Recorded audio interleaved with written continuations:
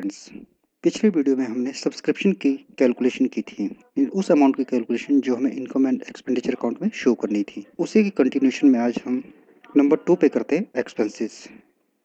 Expenses को भी income and expenditure account के डेबिट साइड में शो किया जाता है। लाइक सब्सक्रिप्शन एक्सपेंसेस प्रीपेड और आउटस्टैंडिंग हो सकती हैं।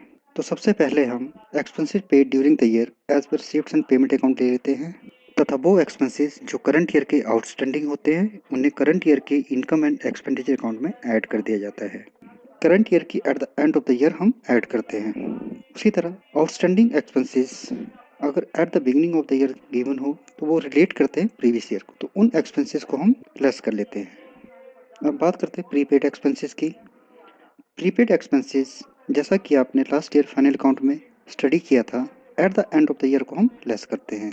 In the similar manner income and expenditure account में शो करने के लिए prepaid expenses at the end of the year को लेस कर लिया जाता है, तथा prepaid expenses at the beginning of the year क्योंकि वो करंट ईयर को रिलेट करते हैं इसलिए उन्हें करंट ईयर की इनकम एंड एक्सपेंडिचर अकाउंट में ऐड कर दिया जाता है। जैसा कि फॉर्मेट में आप देख पा रहे हैं, सबसे पहले हम expenses paid during the year as per received and payment account लिख लेते हैं और उसमें ऐड करते हैं outstanding expenses at the end, साथ ही साथ ऐड करते हैं prepaid expenses at the beginning और लेस करते हैं outstanding expenses at the beginning और लेस करते हैं prepaid expenses at the and.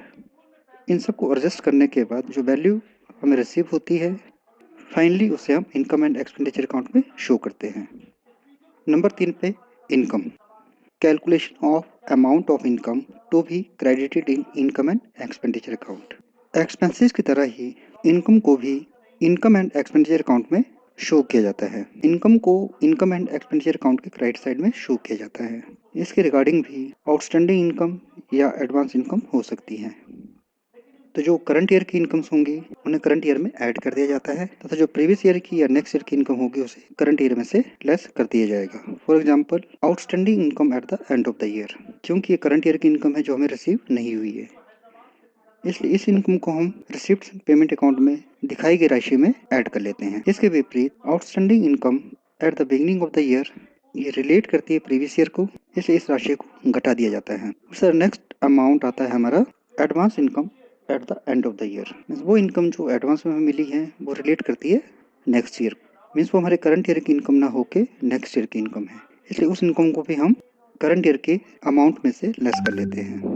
And advance income eight the beginning of the year, और कोई अमाउंट हमें beginning of the year receive होता है एडवांस के रूप में, इसका अभिप्राय ये हुआ कि उसका यूज हम करंट ईयर में करते और उसे करंट ईयर की इनकम मानते हैं, तथा करंट ईयर की इनकम को रिसिप्ट एंड पेमेंट अकाउंट में दिखाई गई राशि में ऐड कर दिया जाता है। स्टूडेंट, जैसे कि आपने लास्ट ईयर फाइनल अकाउंट में पढ़ा था, बिल्कुल सेम प्रिंसिपल्स हमारे यहाँ पे अप्लाई होते हैं। आउटस्टैंडिंग एट द एंड हमेशा ऐड होते हैं, तो उसका रिवर्स होगा आउटस्टैंडिंग एट द बिगिनिंग, जिसको हम क्या करते हैं लेस कर लेंगे। तो यहाँ पे ज़्यादा डिफरेंस नहीं है। अब नेक्स्ट स्टेप पे जाते हैं हम, नंबर 4। हमारे साथ है वैल्यू ऑफ कंज्यूमेबल गुड। प्यारे बच्चों, हमारे पास कुछ कंज्यूमेबल गुड्स रहती है, for example sports material, medicine, stationery etcetera. तो during the year purchase of the medicine, stationery या स्पोर्ट्स मटेरियल को हम इनकम एंड एक्सपेंडिचर अकाउंट में शो नहीं करते हैं। इसके लिए हम सिर्फ उसी आइटम को इनकम एंड एक्सपेंडिचर अकाउंट में शो करते हैं जितनी हमने ड्यूरिंग द ईयर कंज्यूम की हो। तो उसके लिए जो बेसिक फॉर्मूला हमारे पास आता है वो आता है opening stock of consumable goods plus purchases during the year less value of closing stock. Opening stock में जब हम परचेज को ऐड करते हैं तथा क्लोजिंग स्टॉक को लेस करते हैं तो वैल्यू ऑफ कंज्यूमेबल गुड्स हमारे पास आ जाती है। कई बार हमारे पास ओपनिंग क्रेडिटर्स या एडवांस मनी गिवन होता है, तो उसे भी एडजस्ट करना पड़ता है। इसके लिए हम फॉर्मूला अप्लाई करते हैं opening stock plus amount paid for the purchase, और इसमें ऐड करते हैं क्लोजिंग क्रेडिटर्स। अब क्लोजिंग क्रेडिटर्स को क्यों ऐड किया जाता है? Closing creditors means creditors eight the end of the year. Creditors eight the end of the year से अभिप्राय है कि ड्यूरिंग द ईयर हमने गुड्स को यूज किया हो, और जो क्रेडिटर्स हमारे ड्यूरिंग द ईयर बने हैं वो हमारे करंट ईयर के हैं, इसलिए उसको हम ऐड करते हैं। इसके विपरीत यदि creditors eight the beginning of the year के होंगे तो इसका अभिप्राय है कि ये वो क्रेडिटर्स होते हैं जिनका यूज हमने लास्ट ईयर किया और वो लास्ट ईयर के, इसलिए वो लास्ट ईयर से रिलेटेड होते हैं, इसलिए उसे हम लेस करते हैं। कई बार क्वेश्चन में advance for the consumable goods given होता है। अब एडवांस दो तरह का होता है, advance given at the beginning of the year या ओपनिंग एडवांस, और advance given at the end of the year means closing advance. जो एडवांस पैसा ओपनिंग ऑफ द ईयर दिया जाता है उसका यूज़ करंट ईयर में किया जाएगा, इसलिए उस अमाउंट को हम करंट ईयर में ऐड कर लेते हैं। तथा जो एडवांस पैसा eight the end of the year दिया जाएगा उसका यूज़ हम नेक्स्ट ईयर में करते हैं, इसलिए उस अमाउंट को हम लेस कर लेते हैं। जैसा कि आप लोग जानते हो, चाहे सब्सक्रिप्शन हो, आइटम ऑफ इनकम हो, आइटम ऑफ एक्सपेंसेस हो या वैल्यू ऑफ कंज्यूमेबल गुड्स हो, इन सब की राशि को हम ओनली करंट ईयर के लिए कैलकुलेट करते हैं। इन सब में अगर outstanding at the end of the year given हो तो उसे हम ऐड कर लेते हैं, क्योंकि वो राशि करंट ईयर से रिलेटेड होती है। और इसके विपरीत यदि advance at the end of the year हो तो वो राशि नेक्स्ट ईयर से रिलेटेड होती है, इसलिए उसे हम क्या कर लेते हैं, लेस कर लेते हैं। ये बात तो की हमने eight the end of the year. अब बिगनिंग की बात करें, आउटस्टैंडिंग अमाउंट अगर बिगनिंग ऑफ द ईयर का होगा इट मीन्स वो लास्ट ईयर से रिलेटेड है, इसलिए उसे हम लेस कर लेते हैं।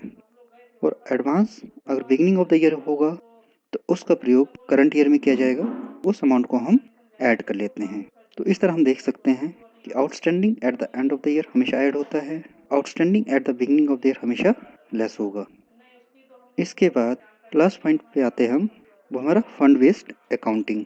तो बच्चों, कई बार नॉट फॉर प्रॉफिट ऑर्गेनाइजेशन किसी स्पेशल पर्पज़ के लिए फंड्स को अलग से रख लेती हैं। For example sports fund, building fund, prize fund etcetera. Means एक पर्पज़ होता है उस फंड का, तो उस फंड को आउटसाइड द बिजनेस इन्वेस्ट कर दिया जाता है। तो उस फंड के ऊपर मिलने वाले इनकम को उस पर्टिकुलर फंड में ऐड कर दिया जाता है, उस पर मिलने वाले डोनेशन को उस फंड में ऐड कर दिया जाता है, उस फंड से जनरेटेड किसी भी तरह की इनकम को उस पर्टिकुलर फंड में ऐड कर दिया जाता है, तथा उस पर्टिकुलर पर्पस के ऊपर किए गए एक्सपेंसेस को उस फंड में से लेस कर लिया जाता है। फॉर एग्जांपल, यदि हमारा प्राइज फंड है, अगर उस फंड को आउटसाइड द बिजनेस इन्वेस्ट किया जाता है तो वो बनता है हमारा प्राइज फंड इन्वेस्टमेंट अकाउंट, तथा इसे बैलेंस शीट में एसेट साइड में शो किया जाएगा। प्राइज फंड को शो किया जाएगा बैलेंस शीट की लायबिलिटी साइड में।